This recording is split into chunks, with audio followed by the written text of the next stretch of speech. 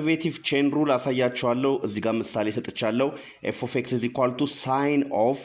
x the power of ln x ነው እንግዲህ ከዛ ፈልግ የተባልነው f derivative of x ነው ይሄን እንደምናየው መጀመሪያ sin x የሚል ፈንክሽን አለው ቀጥሎ ደግሞ x the power of something አይደል x the power of a አይነት ፈንክሽን አለው ቀጥሎ ደግሞ ln x አይነት ፈንክሽን አለው አይደል sin ፈንክሽን አለው ቀጥሎ x the power of ፈንክሽን አለው ቀጥሎ ደግሞ መጨረሻ ላይ ln x ፈንክሽን አለው ከውጭ ወደ ውስጥ ነው ደሪቬቲቭ የምናደርገው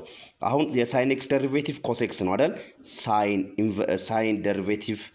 x sin x ደሪቬቲቭ ስናደርገው cos x ነው so sin of this ደሪቬቲቭ ስናደርገው ምን ይሆናል cos ይሆንና ቀጥሎ ግን ምን አለ x the power of ln x ነው ማለት ነው so sin x the power of ln x ደሪቬቲቭ ሲደረግ cos x the power of ln x ይሆናል sin ፓርቱን ጨረስን ታይም ስንልና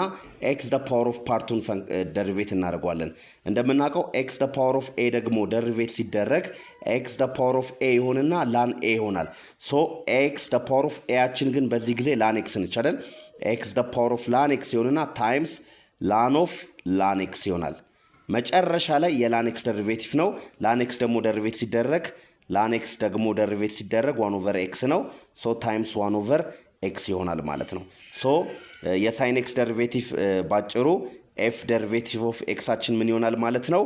1 over x ን ብናመጣው መጀመሪያ ln of ln x ን ማምጣት ይቻላል 1 over x ን ማምጣት እንችላለን 1 over x times ln of ln x times x the power of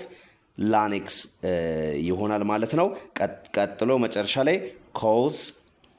x the power of ln x ይሆናል አሁን ይሄን ሁሉ አንሸመድድም አይደለ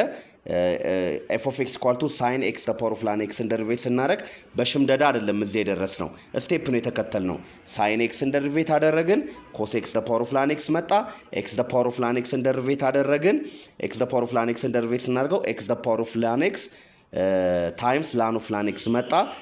ቀጥሎ ደግሞ ln x ደሪቬቲቭ ስናደርገው 1 over x መጣ